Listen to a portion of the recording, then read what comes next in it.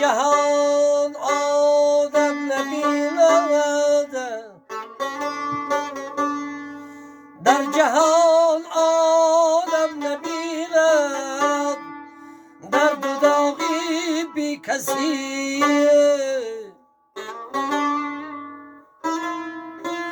بر محل گردد خزان گلزاری باقی بی کسی.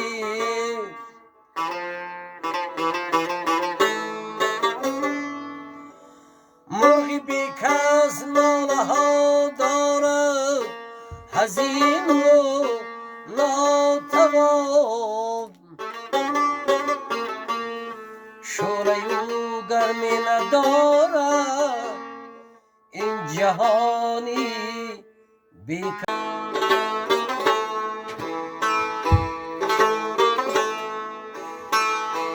بر سری بی مغز باشد، کله او دستار حیف.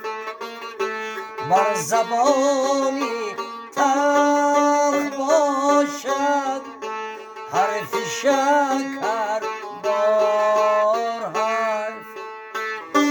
چون نشیمن گاهی بلبل، باغبان آید فزون. بر زغن باشد نشستی، سر بر گلزار حیف.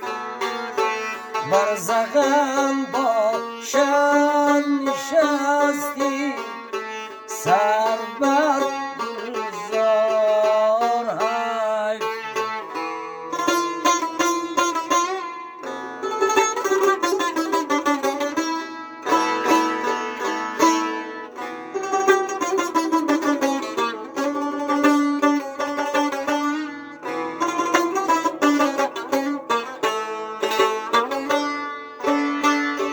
پیش ناسنجیدگان اسرار خود را وا مکن. پیش ناسنجیدگان اسرار خود را وا مکن. فیلم مثل که داری می شود تکرار حیف. فیلم مثل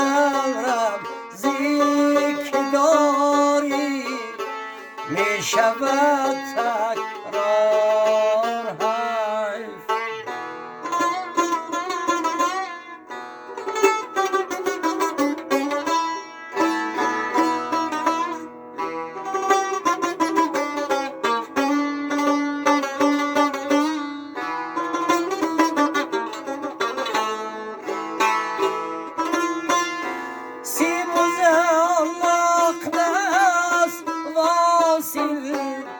می کند با آرزو،